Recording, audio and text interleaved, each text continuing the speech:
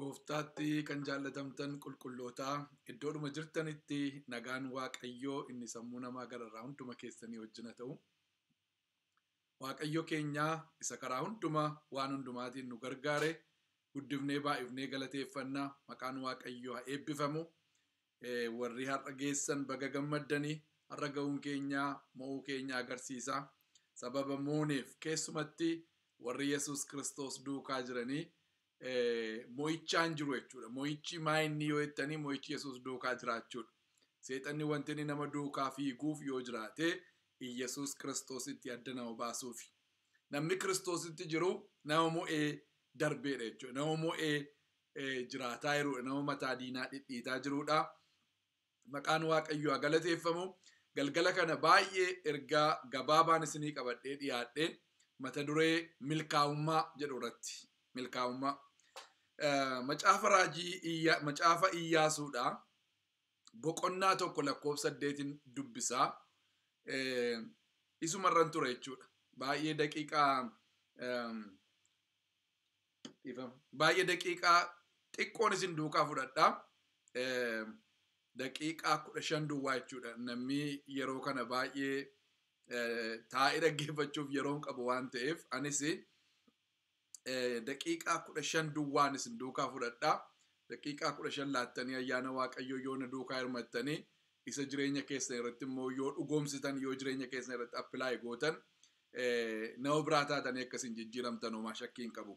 Akkeedha Iyyaasuun boqonnaa tokko lakkoofsa 8.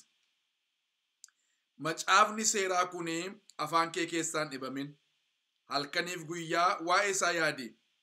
Karaan kee akkasiif qajeelutti wantati gootus akka wal siif qixxaatutti wanti isa keessatti caafamee jiru hundumaa gaarii godhii eegi jedhaan. Waa'ee karaansaa qajeeluu, waa'ee wanti inni godhu hundumtuu wal isaa qixxaachuu Waaqayyo Iyyaasuutti hima. Yeroo Musee namni guddaan geggeessaan Waaqayyo guddaadha jedhe. Namni obsa qabeessi akka Museedhaa hin jiru jedhee namni Waaqayyo dhugaa ba'eef. Aadaa barreessuudhaa namni fide Museen. Aadaa barreessuudhaa. Seera ittiin bulmaataa namaaf Waaqayyo gidduu jiru. Seera ittiin bulmaataa namaaf nama gidduu jiru. Maatii gidduu jiru. Hawaasa gidduu jiru. Namni hojjete namni fide Museen. Namni fide Museen. Geggeessaan qixxee hin qabneef geggeessaan fakkaataa hin qabne Museen erga du'ee booddee Iyyaasuun gara geggeessaatti dhufe. Baay'ee nama yaaddeessa nama akkasii hirkaa geggeessaa fuuchuun.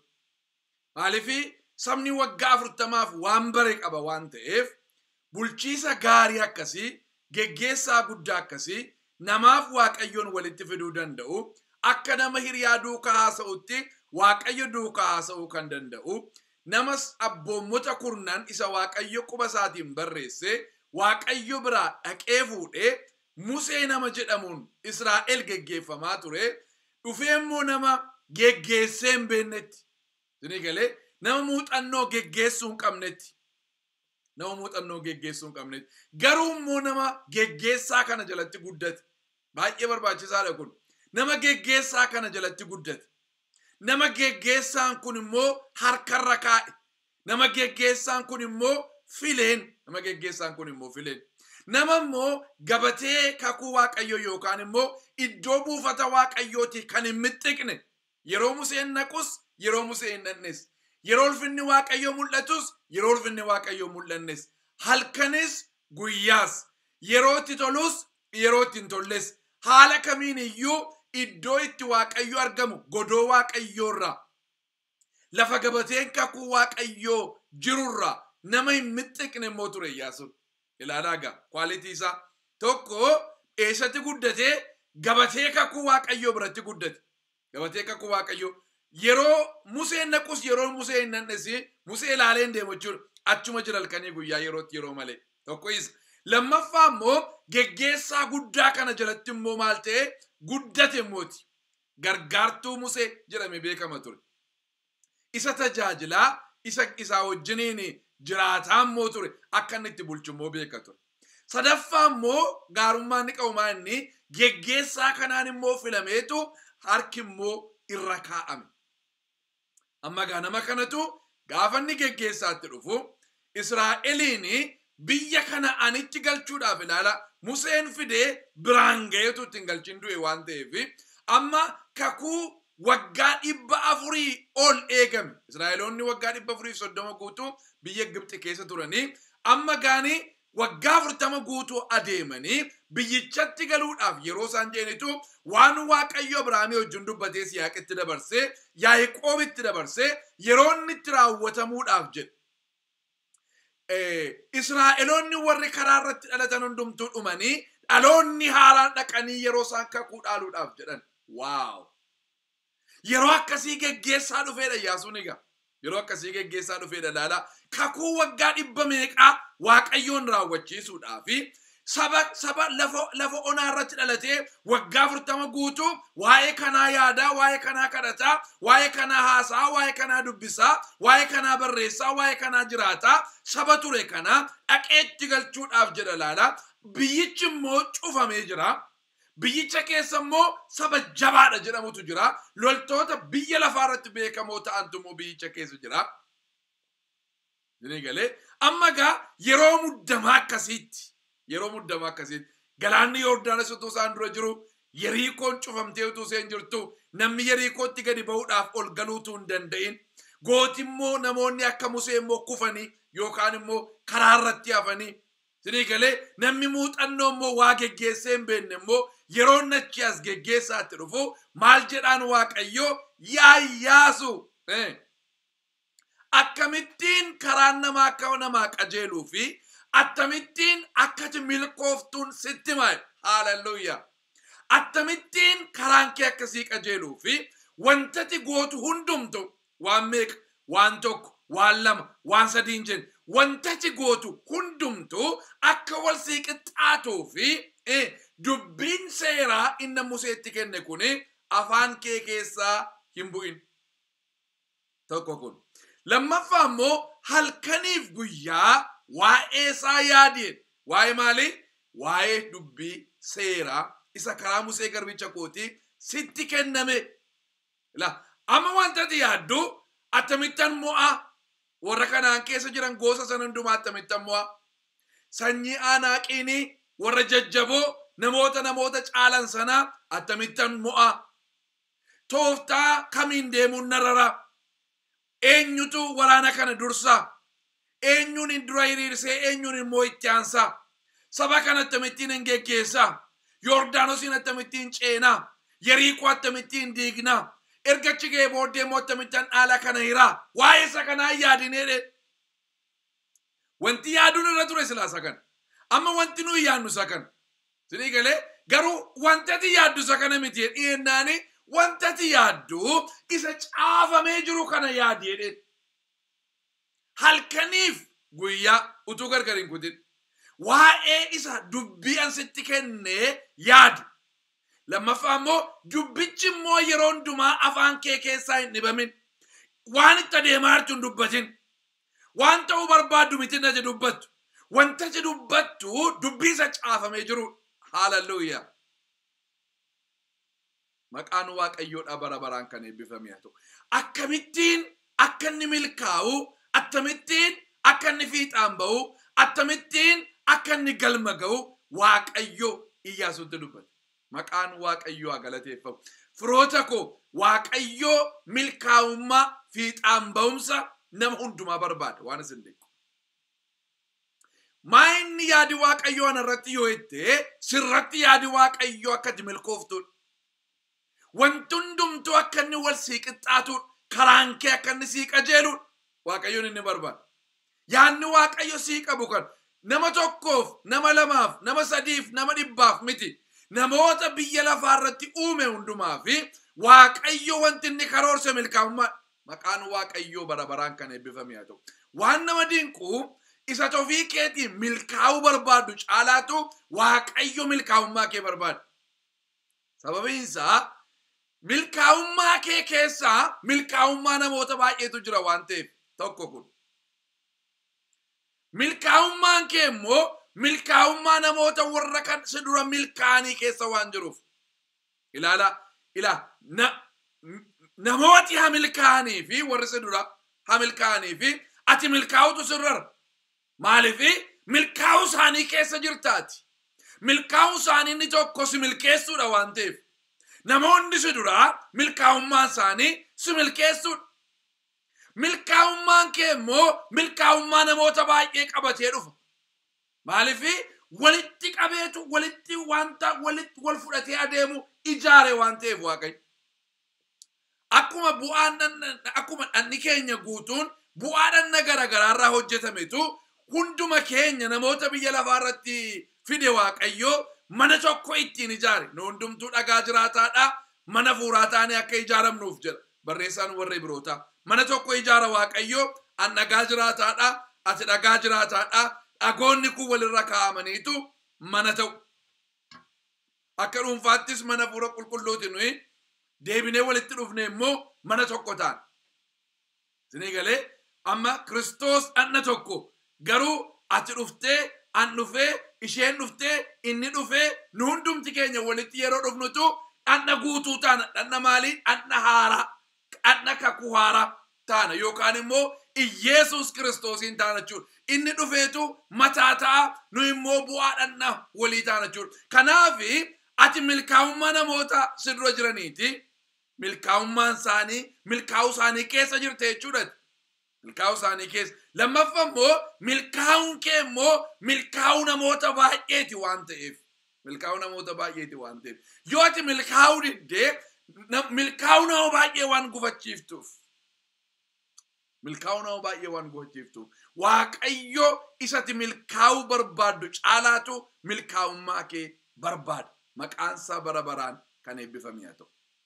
milkaa'ummaan kun maa inni gaa naanni milkaa'ummaan horii baay'ee argachuudha milkaa'ummaan barnoota baay'ee barachuudha milkaa'ummaan aangootti dhufuudha milkaa'ummaan gaa'ela gaarii qabaachuudha milkaa'ummaan ijoollee baay'ee horuudha isaan kun hundumtuu keessa jiraachuu danda'u garuu isaan kanatu milkaa'ummaa difaayin godhamiti maayiniree milkaa'ummaan yoo jettanii milkaa'ummaani baay'ee hojjechuu keenya utuu hin taane milkaa'ummaani nama tokkoon qixxaannee nama tokko immoo caaluu utuu hin taane yeroo tokko naannoo keenya ilaallee namni nurra wayyu hin jiru yoo nutti fakkaate milkaa'eeraa balu jenna yookaan immoo an milkaa'eeraa jenna ija walii keenyaan wal safarra jechuudha inni kun sirrii miti jedha ergamaa Phaawulos warra Qorontosii nu akkasiin goonuu kun gowwummaadha kun wallaalummaadha ija ofiin of safaranii an milkaa'eera jechuun ija namaatiinis of safaranii an milkaa'eera jechuun gowwummaa yookaan maraatummaa maaniree milkaa'ummaan yoo jenne milkaa'ummaan akka nuyi taanuuf isa waaqayyo uumamuu biyya lafaa dura itti nu uume yookaan itti nu yaadee akeeke sanaa ta'uuni milkaa'ummaadha maal jechuudha karaa kan biraan wanta itti dhalanne sanaa wanta itti uumamne sanaa sababii biyya lafaarra jirruuf sanaa argannee isa ta'uun milkaa'ummaa jedhama maqaan waaqayyoo bara baraan kan eebbifame haa ta'u kanaaf kanatti milkooftu yeroon horii hammanaa argadhu kanan milkaa'u yeroon kolleejjii akkasiitti giraajuweetii godhu kanan milkaa'u yeroon aangoo akkasii qabadhu kanan milkaa'u gaafan akkas ta'u isa jedhu miti kanatti milkooftu yookaan kanan milkaa'u isa waaqayyo waa'ee keenyaaf uumamuu biyya lafaa dura caafee macaafa isaarra kaa'e sana argannee gaafa isa taanu argannee gaafa isa jiraannu argannee gaafa hojiitti isa geeddarru yeroo sana milkoofneerra jechuudha maal jechuudha karaa kan biraa hojiin nu keessa waaqayyo kaa'e hundumtuu hojjetamee gaafa xumuramu gaafa sana milkoofne jechuudha kanaafi hammam waaqayyo hojiina keessa kaa'e dandeetti hammamiinaa kenne waaqayyo poteenshaalii maaliitu jireenya koo keessa jira isinii galee amma wanta nuyi miixanneef nu miti waan waaqayyo nu keessa kaa'e sana gaafa baafnee gaafa taanu nama waaqayyo nuun jedhe sana taanee gaafa of arginu waan waaqayyo akkanii hojjennuuf macaafa isaarratti barreessan hundumaa hojjennee hojiin gaafa nu keessaa dhumee jedhu jireenyi keenya duwwaa gaafa ta'u duwwaa biyya lafaa keessaa gaafa baanu gaafa sana milkoofneerra jechuudha. Maqaan waaqayyo bara baraan kan eebbifame haa ta'u. Kitaabi barreeffamuun irra jiraatu barreeffame, lallabamuun irra jiraatu lallabame, sinii galee hojiin nu keessa jiru hundumtuu bahee hojjetame. Wanti akka nuyi taanuuf waaqayyo barbaadu sana hundumaa taane jiraadhu jedhee waan inni nu heeyyame jiraanne qabaadhu wanta inni nuun jedhe hundumaa qabaanne inni galee erga jennee booddeetu milkoofneerra jenne jechuudha. Kanaaf milkaa'ummaa kanatti raayitii kan kennu abalu milkoofteetti abalu milkaa'eera kan jedhu waaqayyoodha jechuudha. Inni immoo maal ilaalee isa waa'ee keenyaa fi uumamuu biyya lafaa dura yaadee qopheessee of duraa qabu sana ilaaleetu hojjetaa amanamaa hojjettu amanamtuu nuun jedha jechuudha. Yeroo baay'ee kaleessa keessatti hafna, dheengadda keessatti hafna. Milkaa'ummaa kaleessaa utuu ayyaanessinu, fiixaan ba'umsa kaleessaa utuu ayyaanessinu, fiixaan ba'umsi kaleessaa ga'aa miti. Fiixaan ba'umsa har'aa barbaada. Fiixaan ba'umsi har'aa ga'aa miti. Fiixaan ba'umsa borii barbaada. Fiixaan ba'umsi keenya hundumtuu walitti eda'ameetu dhumarratti gaafa nuyi biyya lafaa kana keessaa baanu fiixaan ba'umsa jedhamanni walitti eda'amsisaa sun. Kanaaf yeroo hundumaa akka nama duwwaatti, akka nama hojjetee hin beekneetti, akka nama yaadee hin beekneetti, akka nama kadhatee hin beekneetti, akka nama jiraatee hin beekneetti, akka nama godhee hin beekneetti milkaa'ummaa isa kaleessaa yoo irraa barre malee isa duwwaa keessa isa utuu jejjinu, isa utuu galateeffannu, isaan utuu dhaadannu, isa utuu himannu, waa'ee isaa utuu dinqisiifannu, har'a keessatti utuu hojjetin akka nafneefi yeroo hundumaa isa gara fuulduraatti milkaa'ummaa isa ammaatii fi isa boriitiif hiixachuutu nurra jira jechuudha. Isa kana barbaada gaa Waaqa. Isa kana barbaada. Kanaaf amma gaa Iyyaasuudhaan maal jedhee akka karaan kee hundumtuu akka inni sii qajeeluu fi wantati gootu hundumtuus akka inni wal sii qixxaatuu fi yaa Iyyaasuu saba kanatti dubbadhuu saba kana of duukaa hiriirsi hin jenneen. Isin eegalee dhageettii baay'ee qabaachuu sirrara. Namni baay'een si duukaa hiriiruutu irra jira. Namni baay'een ilaalcha siyaasa keetiitti amanuutu irra jira. Namni baay'een geggeessaa keetti amanuutu irra jira. Isa heeruu itti himne. Dubbiin seeraa kun afaan kee keessaa hin bahin. Maanuwaalii jireenya keenyaati kun. Kan nu hojjete Waaqayyoodha. Amma fakkeenyaaf Tiyootaa kampaniin makiinaa Tiyootaa jedhamu hojjeta. Tiyootaa gosa garaagaraa jira. Tiyootaa hojjeta. Tiyootaa sana yeroo hojjetu tokkoon gosa Tiyootaa sana maanuwaalii isaaniitii wajjin hojjeta. Maanuwaalii isaaniitii wajjin. Maanuwaalii qabu jechuudha. Akkamittiin akka hojjetaman, maal akka of keessaa qaban, humna akkamii akka qaban, yoo tawalaashaan yoo miidhamanii, akkamittiin fiiksii gochuun akka danda'amu wajjin kaa'ameetu jira. Kanaaf akkaataa jireenya keenyaati jechuudha kun. Akkaataa jireenya keenyaati. Kanaaf inni kuni maal nu godhaa? Nu milkeessa. Dubbiin Waaqayyoo maal nu godhaa? Fiixaan baatota nu godha. Fiixaan baatota.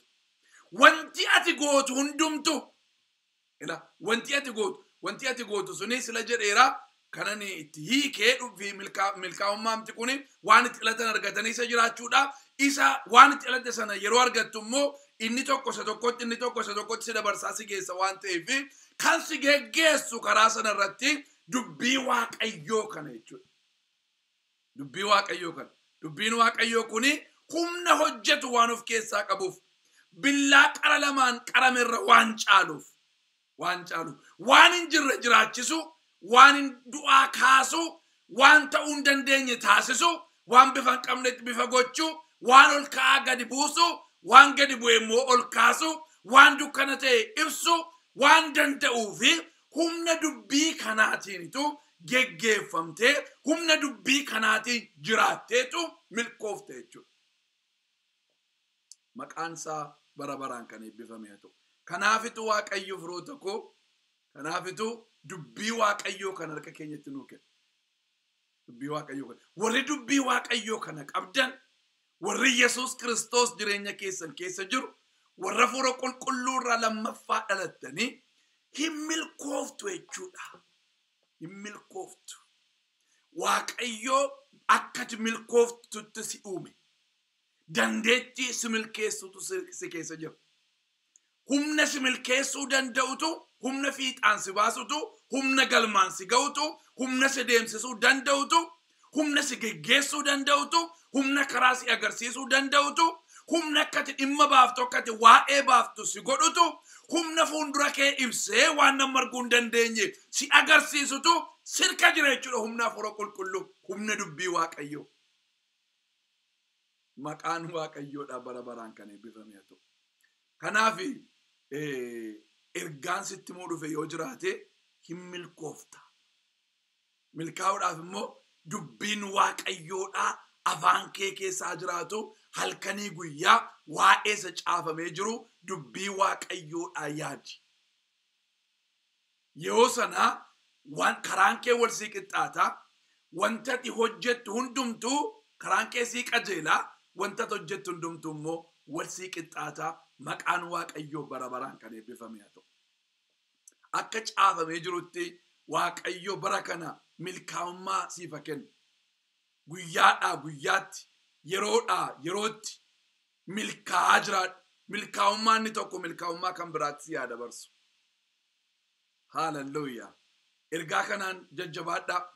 Yoo waaqayyo jedhee waa'ee milkaa'ummaattan deebi'ee ammasii dhufee ayyaana waaqayyoo sin duukaa hirmadha. Daqiiqaa muraasa duwwaa sin duukaa hirmachuun barbaade sababii namooti baay'ee dhaggeeffachuu waan hin dandeenyeef. An baay'ee lallabuu hin danda'a baay'ee. Garuu namooti baay'een immoo ergaa xixinnoo dhaggeeffachuu waan barbaadanii fi ergaa akkasii ammas qabadheen isinii dhufaa milkaa'ummaa koo waaqayyoo hin barbaada jechaa milkaa'ummaaf qophaa gadadoo keessaa hin milkaa'oonii naman ta'oonii gatiin qaboonii waa'een baasonii jechaa of tuffachaa of ceephaa of xinneessaa jiraachuu keessaa baatee milkaa'ummaan kee si caalaa waaqayyoof akka barbaachisu.